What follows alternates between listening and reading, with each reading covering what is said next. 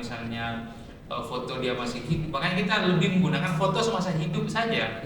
Itu yang kalau misalnya terpaksa ingin menunjukkan misal ada peristiwa bencana banjir misalnya ya, si korban ini ditampilkan fotonya, mending ambil foto saat dia masih hidup.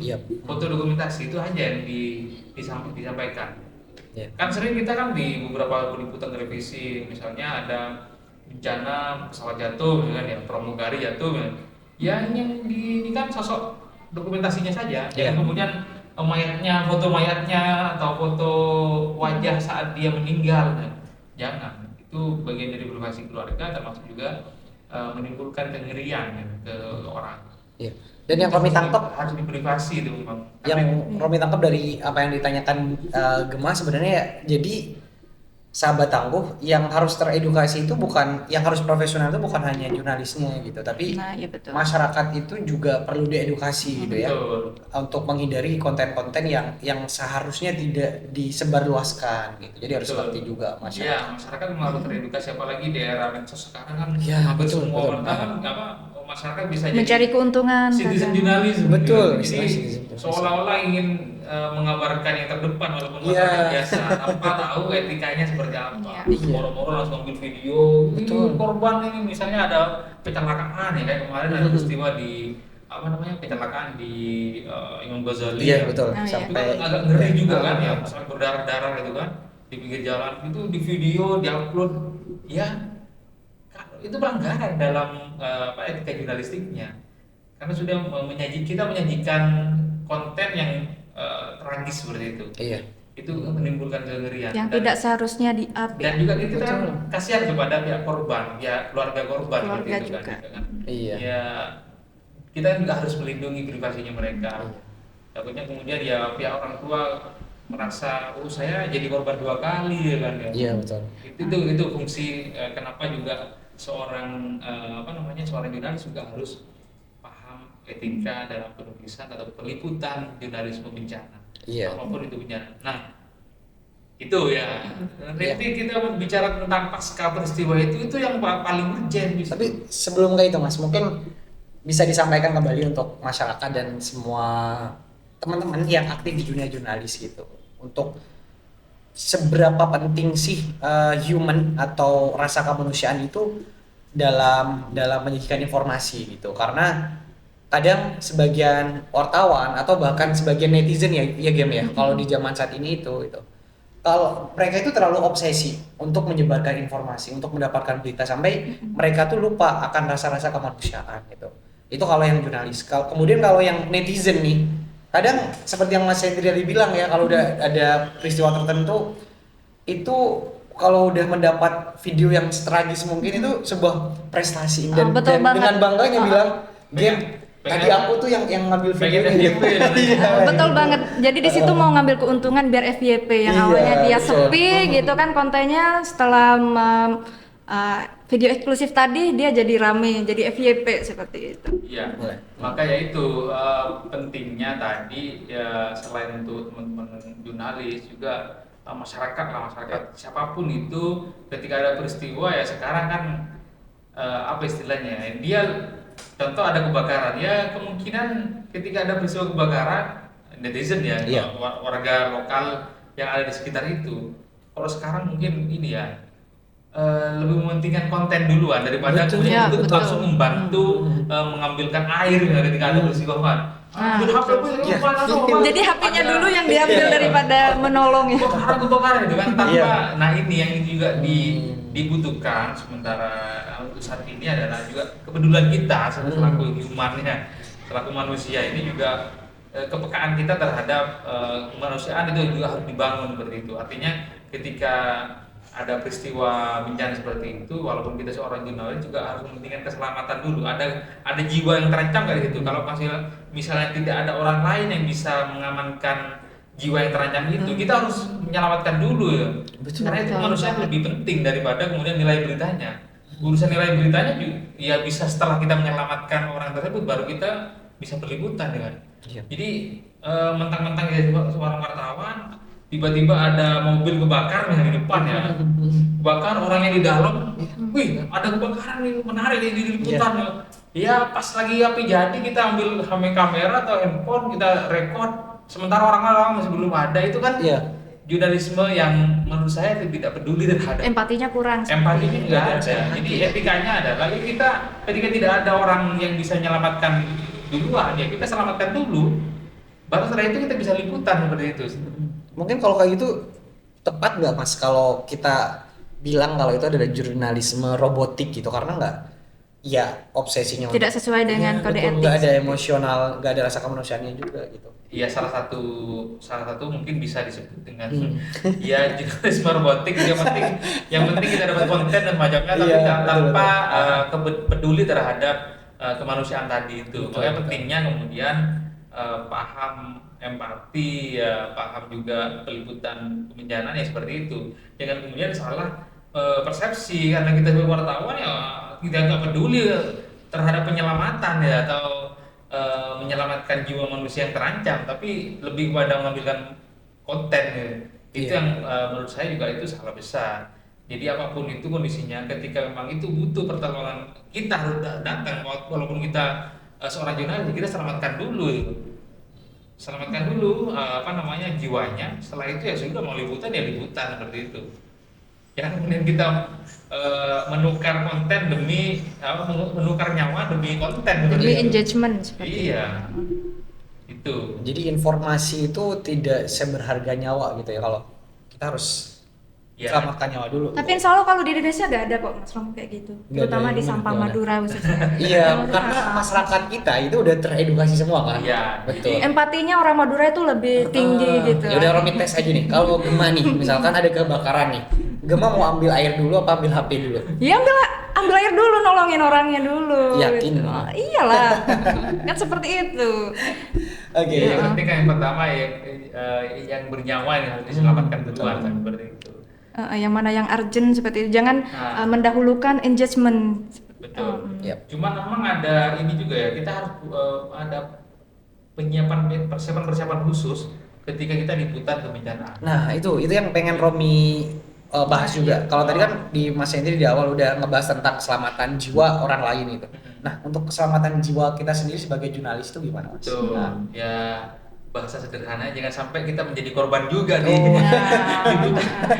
Liputan kebencanaan, liputan seorang korban bencana, kita malah menjadi korban juga. Malah pagar makan sampai, tanaman gitu. Nah, iya, jangan sampai kemudian kita menjadi korban juga di peliputan yang bencananya ya.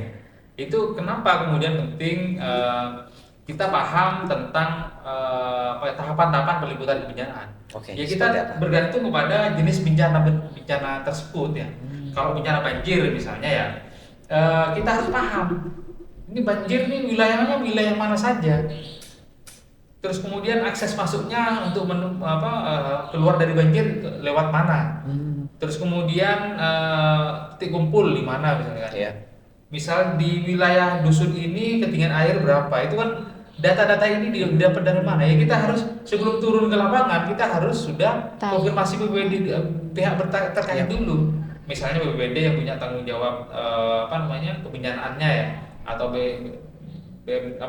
BMKG terkait dengan informasi gelombangnya kalau misalnya berkaitan laut ya.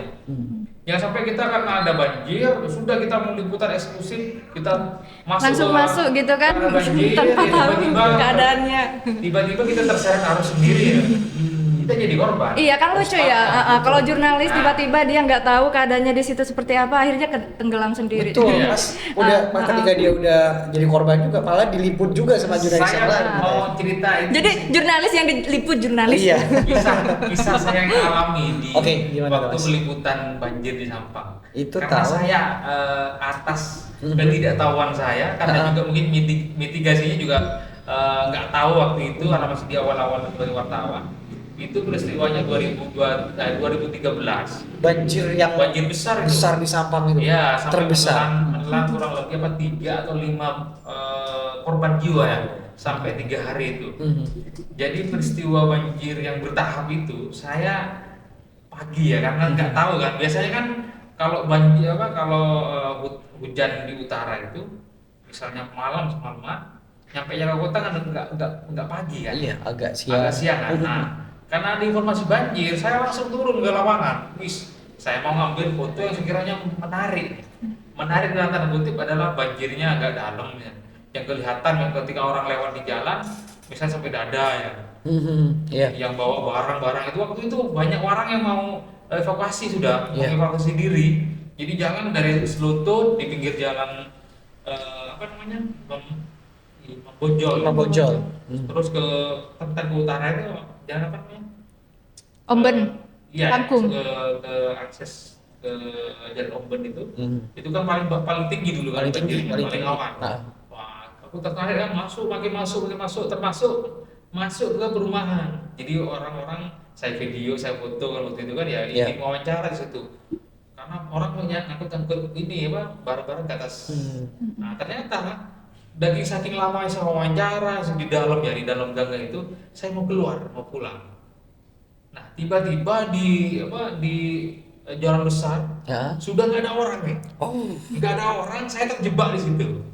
Terjebak masih pegang kamera juga kan. Jadi sudah ketika kita turun ke jalan besarnya itu sudah kena arus pasti. Itu Mas Hendri sendirian? Sendirian. Karena nggak tahu medan. Ternyata kan makin siang makin besar kan. Betul. Saya nggak tahu waktu itu karena awal-awal saya kan nggak ngecek, nggak tahu informasi sebelumnya kan. Terus teman-temannya kemana Mas Hen? Ya sudah, saya sendirian waktu itu. sendirian. Ini dapat foto eksklusif tadi itu. Iya. Yang foto paling paling dramatis lah bahasa kasarnya ya. Nah, akhirnya apa? Ya saya harus menaruh nyawa kan waktu itu kan. Saya coba jalan ke pinggir jalan besarnya itu langsung kena arus itu. Jadi harus ikuti tembok-tembok rumah warga. Itu pun banyak ular itu. Iya banyak ular waktu itu. Karena besar sekali banjirnya itu. Jadi sudah nggak ada takut ular, udah nggak takut. Ternyata ularnya payah banget. Kenapa Mas Hendri aja nggak kena gitu? Jadi kamera sampai saya kalau ada gorong-gorong kemudian nggak ada ini Betul, nggak ada tutupnya. Iya, sering. Nah, saya sudah berpikiran kalau saya nanti masuk gorong-gorong hilang ya sudah bisa lenyap gitu kan. Jadi benar-benar udah kepikiran. Sudah lost itu saya. Sudah jadi merasa saya jadi korban juga kan. Berarti dapat disimpulkan kalau misal ada sesuatu yang mungkin menguntungkan kita jangan sendirian gitu ya. Iya, Jadi itu kalau juga. kita kena apesnya Betul. jadi kita juga sendirian. Betul, itulah kemudian tololnya saya dulu. Karena belum tahu bagaimana cara peliputan di kebencanaan. Sehingga saya datang sendiri keluar, sepeda saya pun yang diparkir di dekatnya apa namanya toko-toko emas itu, sepeda saya hilang, tinggal spion. Serius, Terus iya, kemana itu lupa. Mas? Jadi ketika awal parkir itu masih belum. Wah jauh itu, masih jauh. di tempat Kayaknya itu. sepedanya juga lari deh karena takut. Bahkan posisi waktu itu saya banyak sepeda waktu itu diparkir masih di trotoar. Ternyata setelah saya berhasil sekitar 1 jam ya jalan kaki, 1 jam keluar Iya, dari karena- arus itu. Karena dari derasnya air, jadi mengamankan kamera itu kan Iya.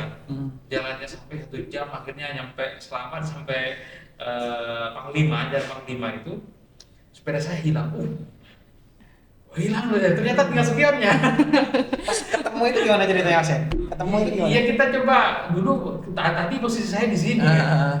Kok nggak ada dari jauh kan nggak ada sepeda sudah kan hilang air kan? Iya. Ya ternyata saya jadi korban juga, akhirnya didorong dibawa bengkel, nggak hidup gitu kan. Nah, itu Sempat putus asa nggak sih Mas waktu itu? Kan Ya, bergelut putus dengan asa. air yang sangat. putus asa ya karena sampai segini saya jalan di jalan lewat gang ya, Iya. lewat gang sampai ke Panglima.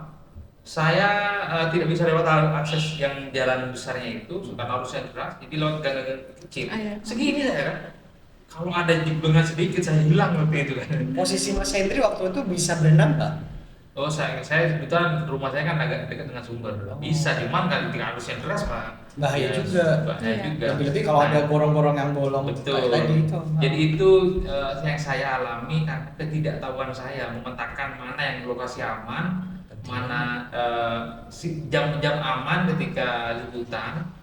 Itu contoh kasus ya yang kemudian kenapa penting kemudian dalam peliputan itu kita mengetahui medan. Ya itu tadi ketika kita menjadi korban tiba-tiba kena banjir seperti itu ya kita nggak bisa keluar kemana-mana. Jadi harus pakai insting kemudian di situ. Kira-kira di jalan ini aman atau tidak. Itu random. Saya ambil gang random ya itu. Nyampe kemanapun sudah kita jalani waktu itu. Karena memang atas dasar kita nggak punya data, nggak punya pengetahuan waktu itu ya. Selain kejadian di banjir tersebut, Mas, ada nggak kendala lain selama Mas Hendri menjadi seorang jurnalis? Kendala-kendala di lapangan seperti apa mengenai gesekan seperti sesama jurnalis atau ke warga yang kena terdampak banjir dan bencana yang lain? Ada nggak? Kalau gesekan sesama wartawan, saya rasa di era saat ini kurang signifikan ya pergesekannya. Karena sekarang ya sudah tidak ada berita eksklusif dalam peliputan bencana. Karena informasi itu kan lebih cepat sekarang ya. Kalau dulu mungkin iya, makanya yang lebih datang duluan untuk mendapatkan momen bagus dalam peristiwa itu. Cuman gesekan ini adanya nanti di korban sih sebenarnya, dengan keluarga korban seperti itu. Itu pasti gesekan. Gesekan Pasti apa? ada. Orang kadang-kadang yang merasa iba, terutama yang korban-korban bencana yang tragis ya, itu kadang-kadang orang tuanya atau pihak keluarganya itu enggan untuk diekspos karena itu bagian dari aib keluarga. Karena misalnya si korban agak tragis misalnya meninggalnya, itu kan nggak mau. Jadi kita memang harus edukasi dulu. Jadi tujuan kita mempublikasi misalnya meliput berita itu, kita harus pahamkan kepada pihak keluarga. Itu yang harus disampaikan duluan. Bu, kami kan liputan ini ya tujuannya adalah ingin menyampaikan ini pentingnya apa. Jadi harus kita menjelaskan impactnya apa sih ketika itu tulis. Jadi misalnya tentang longsor nih, karena rumahnya ambruk dan banyak sudah nggak ada tempat tinggal lagi, kita yang berkepentingan agar pihak-pihak tertentu merasa iba terhadap korban, sehingga nanti diharapkan ada banyak pertolongan dari pihak-pihak terkait seperti itu. Itu kan penting juga disampaikan. Itu pentingnya media juga ketika ada peliputan ya seperti bencana-bencana seperti itu penting. Kenapa? Kan agar stakeholder terkait mengetahui kondisi yang realnya. Kita gambarkan kondisinya seperti apa di lapangan dan memang orang tidak mampu dan nggak ada yang bisa diselamatkan lagi. Maka penting kemudian apa harapannya, kan kita kasih kesempatan.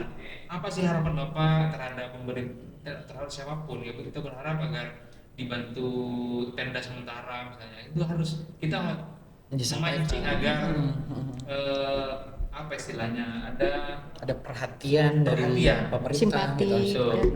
Cuma simpati yang kita maksud di sini adalah simpati yang baik ya. Karena kita simpati terlalu iba, terlalu bahkan mengeksploitasi si keluarga korban, itu yang nggak baik seperti itu. Oke, Mas Hendri. Selain kejadian itu, ada nggak kejadian yang bikin nggak bisa lupa sampai sekarang gitu, yang paling terkesan apa, Mas Hendri? Ya mungkin yang tadi itu ya, yang motor sisa spionnya itu ya, Mas Hendri.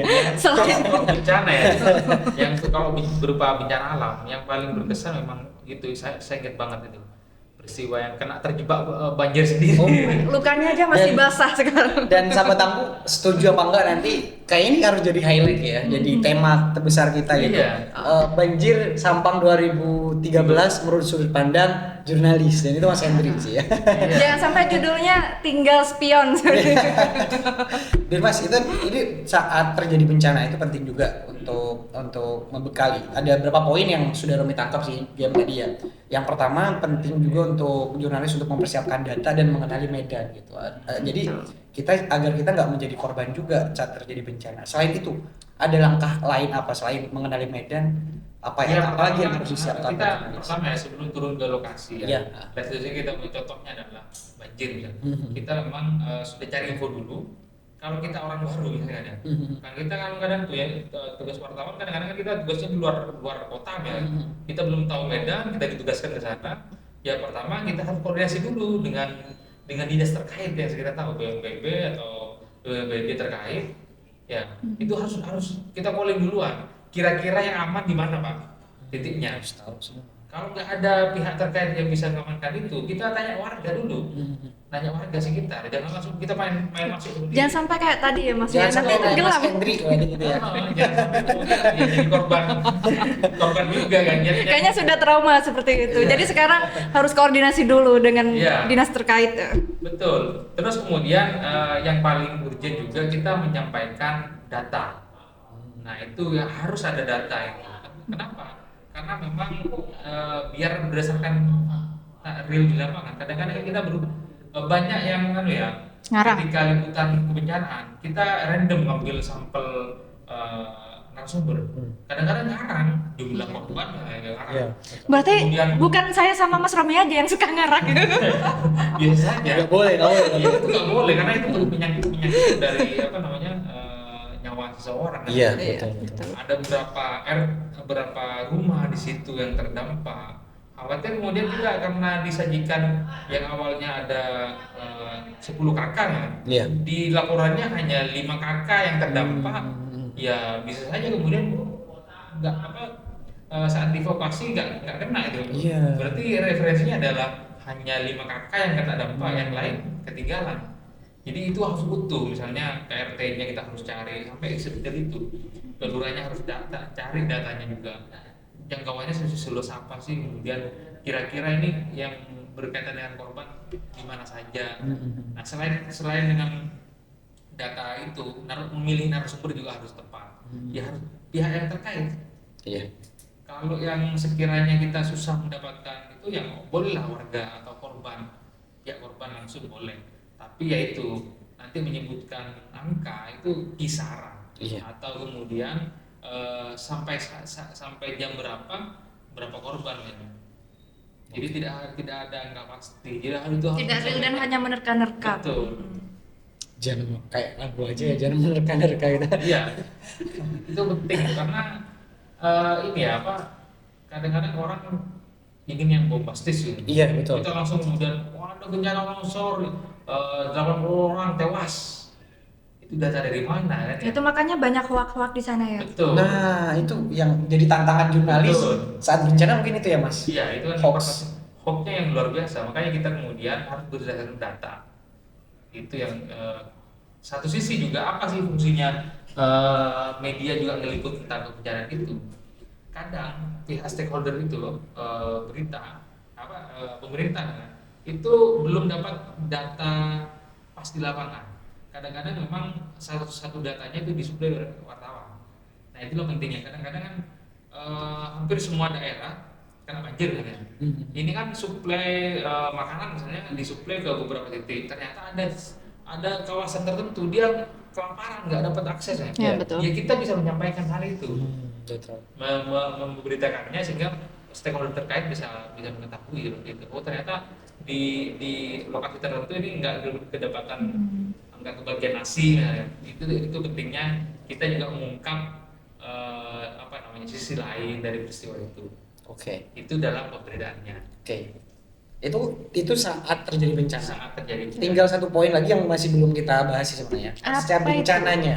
ya sebenarnya yang paling urgent itu pasca bencana. Nah, ini menarik. Jadi Betul. yang paling urgent itu malah pasca bencana. Pasca Mas. bencana. Kenapa? Karena seperti itu. Karena itu efek dari efek dari pemberitaan itu kan kita juga yang kita analisa, yang kita cari adalah efek atau pasca kejadian itu maunya apa sih sebenarnya. Nah itu sebenarnya pengawalannya ya sejak jadi peristiwa itu, kemudian kita sebagai jurnalis harus menganalisa impact atau dampak dari peristiwa itu, dari bencana itu harus dicarikan dicarikan ya entah solusinya atau penyajiannya digiring dari peristiwa itu. Maka itu pentingnya seorang jurnalis juga harus peka terhadap apa yang akan terjadi pasca ini. Contoh misalnya dampak banjir. Oke lah liputan banjir seperti ini selesai diliput sampai berminggu-minggu. Tapi kita juga berkewajiban apa sih yang harus kita ketahui pasca kejadian itu. Contoh misalnya, kita tanya ke kesehatan, apa sih dampaknya dari banjir berlarut-larut?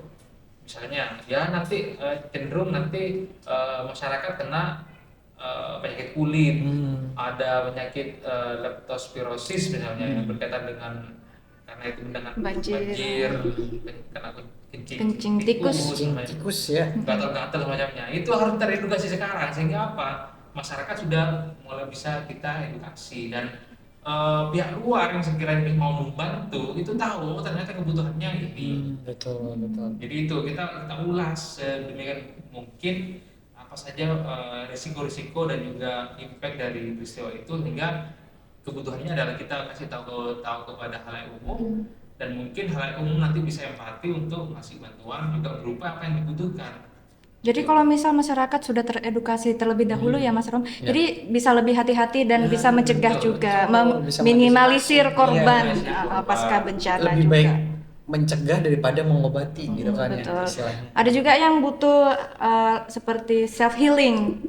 Ada yang trauma karena Betul. sempat kena banjir kemarin, Iya. psikisnya kena seperti itu ya Mas ya. Betul, rata-rata di hampir semua korban bencana itu pasti psikolognya terganggu. Nah itu pentingnya kemudian juga apa sih kan? Trauma Trauma healing.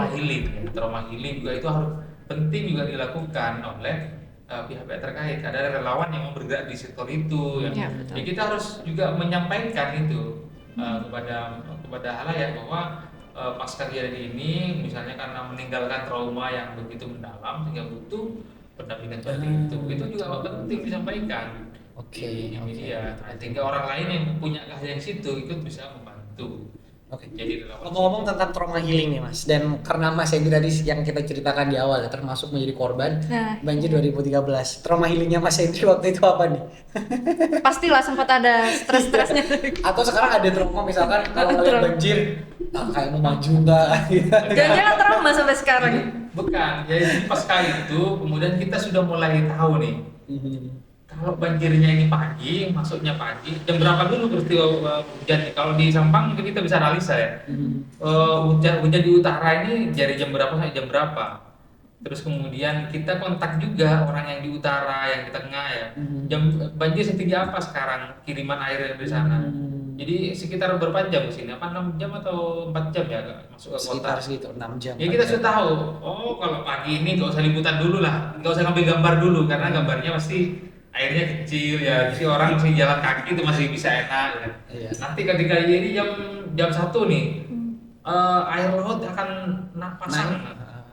Ini kan pasti kan naik tinggi juga kan air nggak cepat masuk ke laut kan. Jadi kita harus punya kemampuan lain selain ahli dalam liputan saja, kita harus bisa analisa ketinggian air laut, dicek juga, kemudian durasi berapa lama masuk ke kota banjirnya. Jadi kita tahu puncaknya sekian, berarti ketika puncaknya jam sekian, kita ambil foto di mana yang biasanya orang itu lalu lalang mengamankan barang-barang kadang-kadang atau menyelamatkan diri.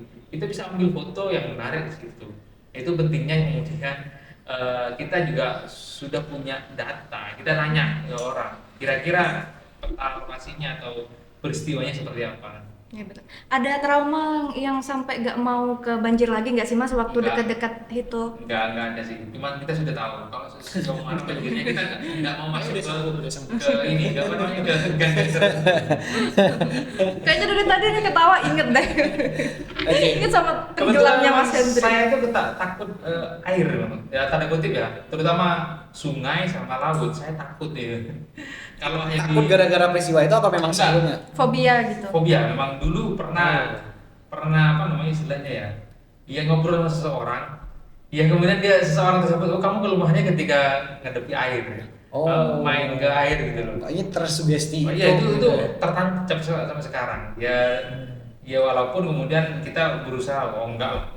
Dan akhirnya beneran terjadi. Benar-benar terjadi di tahun 2013 ya. Karena kena banjir. 2012-13 iya. Dan semoga tidak terjadi lagi. Iya Mas. pastinya. Oke, kita nggak kerasa banget ngobrol sama Mas ini udah panjang banget. Kita nggak tahu. Mungkin editor kita tahu ya kita udah berapa lama ngobrolnya gitu. Asik banget ya malam ini sama Mas Hendri ya. Kita coba sedikit flashback lagi ya. Yang kita obrolkan sama Mas Hendri, yang pertama kita udah ngobrol bagaimana peran jurnalis dalam memberikan informasi dan melakukan peliputan saat dan ketika terjadi bencana dan pascanya gitu. Termasuk yang harus dihindari juga tadi bagaimana kita menjadi seorang jurnalis atau reporter atau wartawan yang humanis gitu. Jangan sampai kita terlalu obsesi dengan berita, malah kita melupakan rasa-rasa kemanusiaan yang ada. Yang profesional juga, yang tidak melanggar kode etik. Iya. Betul. Dan penting juga kita menjaga jiwa baik jiwa orang lain atau jiwa keselamatan lebih penting kan daripada berita. Iya betul. Dan bener nggak? Bencana juga. Bener nggak? Bener banget. Keselamatan itu.